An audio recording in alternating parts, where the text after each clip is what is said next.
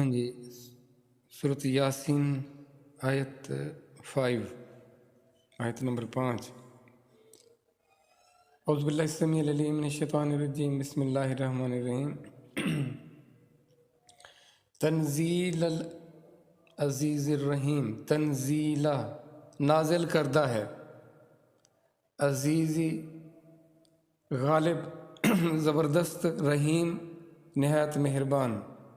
اب پیغام دینے والا اپنا تعارف فرما رہا ہے کہ یہ نازل کردہ کس کی طرف سے ہے، اسے بھیجنے والا کون ہے، اسے اتارنے والا کون ہے۔ اسے اتارنے والا غالب ہے، زبردست ہے، وہ ساری کی ساری کائنات کا تنہا وارث ہے، مالک ہے، اس کا اختیار ہے، اور جو اس کا اختیار ہے وہ زبردست ہے۔ اچھا، بعض دفعہ دیکھا جاتا ہے کہ جس پاس طاقت ہو، اختیار ہو، تو اس کی مرضی جو مرضی کر دے، لیکن یہ جس کے پاس یہ اختیار ہے، یہ طاقت ہے، یہ غلبہ ہے، وہ ذات ہے جو تسلسل کے ساتھ مہربانی اور کرم کرنے والی ہے، عطا کرنے والی ہے، بخشش کرنے والی ہے، نوازنے والی ہے۔ اس کی جو نوازش کا جو سلسلہ ہے وہ کبھی نہ ختم ہونے والا ہے، وہ مسلسل ہے۔ اب جو اس نازل کیے ہوئے کلام کو، پیغام کو قبول کر لے گا تو وہ بھی، اس کا بھی اختیار یا غلبہ یا طاقت کیا ہو جائے گی، وہ غالب ہو جائے گی، وہ مغلوب نہیں ہوگا، وہ کبھی بھی مغلوب نہیں ہوگا۔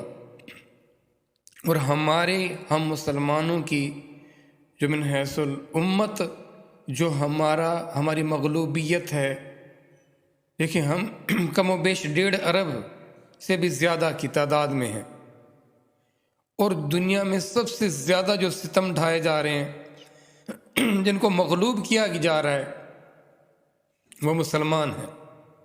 وجہ کیا ہے؟ وجہ یہی ہے کہ وہ جس ذات نے ہمیں غلبہ دینا تھا، ہم نے اس سے تعلق ہی نہیں رکھا ہوا، ہم نے اس کے نازل کیے ہوئے کلام کو، پیغام کو قبول ہی نہیں کیا ہوا، ہم نے اس سے منہ پھیرا ہوا ہے، جس کی وجہ سے ہمارا غلبہ نہیں رہا۔ اچھا، پھر اس غلبے کے جو اس پر عمل کرے گا، پھر اس کو غلبہ بھی عطا ہوگا، اس کو طاقت بھی عطا ہوگی، اس کو اختیار بھی عطا ہوگا، ساتھ اس پر اس کا کرم، اس کی مہربانی بھی ہوگی۔ لیکن آج مسلمانوں میں آپس میں اتنی چپکلش ہے، اتنی نا اتفاقی، ناچاکی ہے۔ اس کی وجہ کیا ہے؟ دیکھیں، ہم مسلمانوں میں جو اللہ نے جو رکھی ہیں، دیکھیں مسلمان ایک تو قوت کے لحاظ سے، پھر ان علاقوں میں جہاں پہ وسائل سے مالا مال علاقے ہیں، لیکن وہ خیر، وہ برکت، وہ رحمت نہیں ہے۔ اس کی وجہ کیا ہے؟ پھر ہم نے اس کے کلام سے منہ پھیرا ہوا ہے۔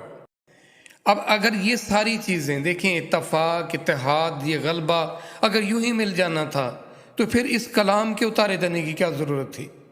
اس کلام کو کیوں اتارا گیا؟ تنزیلہ، اس کو نازل کیوں کیا گیا؟ نازل اس لیے کیا گیا کہ اس سے آپ کو غلبہ دینا تھا۔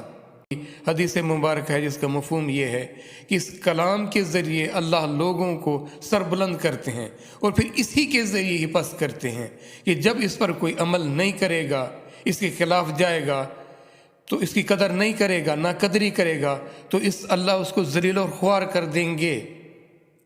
اسی کے ذریعے آپ نے بلند ہونا تھا، اور اسی کے ذریعے آپ نے پستی کی طرف جانا تھا، تو ہم نے کون سا راستہ اختیار کیا ہوا ہے؟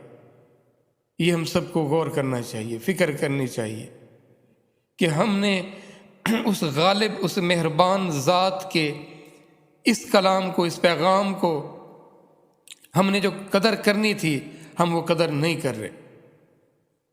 تو یہ ہماری سزا ہے، جو سزا اس امت کو اب مل رہی ہے، جو امت جاگ نہیں رہی، کہ امت اپنے زوال، اپنی پستی کا سبب نہیں ڈھونڈ رہی، تو اس کے زوال اور اس کی پستی کا سبب قرآن سے دوری ہے، قرآن سے دوری ہے۔